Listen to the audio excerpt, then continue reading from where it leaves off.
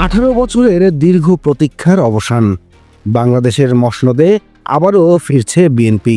কিন্তু এই মহাবিজয়ের উৎসবেও কি কোথাও একটা চিন্তার ভাঁজ রয়েছে? 2026-এর নির্বাচনে বিএনপি একক সংখ্যাগরিষ্ঠতা পেলেও রাজনৈতিক বিশ্লেষকরা বলছেন ভিন্ন কথা।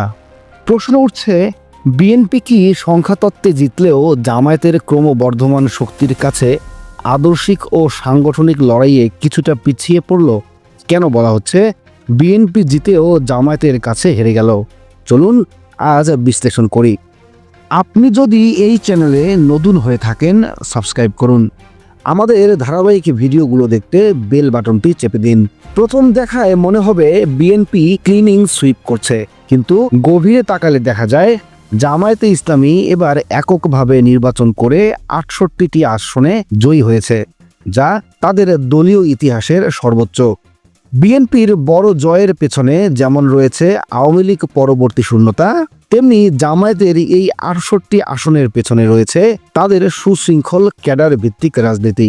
বিএনপি যখন তাদের পুরনো ইমেজ পুনরুদ্ধার করার চেষ্টা করছে, জামায়াত তখন সুকৌশলে জেনারেশন জি এবং তরুণ ভোটারদের টার্গেট করছে। এমনকি এবার তারা হিন্দু প্রার্থী দাঁড় করিয়ে নিজেদের মৌলবাদী তকমা গুটানোর চেষ্টাও করেছে। এই কৌশলগত জয় কি বিএনপির জন্য ভবিষ্যতে বড় হুমকি নয়? বিএনপি চেয়েছিল এককভাবে নিজেদের জনপ্রিয়তা প্রমাণ করতে, কিন্তু জামায়াত এককভাবে লড়ে প্রমাণ করে দিয়েছে যে তারা এখন আর কারো জুনিয়র পার্টনার নয়, বরং নিজেই একটি কিং মেকার হওয়ার পথে। বিএনপি সরকার গঠন করলেও রাজপথ আর সিংহাসনের ভেতরে জামায়াতের এই শক্ত অবস্থান বিএনপিকে প্রতিটি পদক্ষেপে চাপে রাখবে। জুলাই বিপ্লব পরবর্তী সময়ে তরুণদের মধ্যে যে নতুন রাজনীতির আকাঙ্ক্ষা তৈরি হয়েছে, জামায়াত সেখানে নিজেদের অনেক বেশি গুছিয়ে অবস্থান করছে।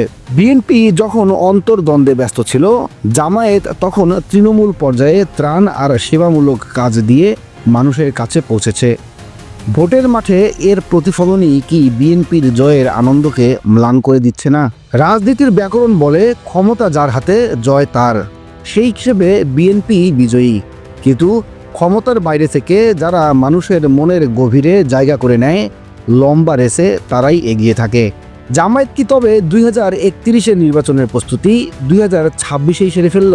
বিএনপি ক্ষমতায় ফিরে কি পারবে জামায়াতের এই নীরব উত্থান সামলাতে? সময় এর উত্তর দেবে। আপনার কি মনে হয়, জামায়াতের এই 68 আসন কি বিএনপির জন্য ভয়ের কারণ, নাকি এটি গণতন্ত্রের একটি সুন্দর প্রতিযোগিতা? কমেন্ট করে আপনার মতামত জানান। ভিডিওটি ভালো লাগলে শেয়ার করুন। ধন্যবাদ।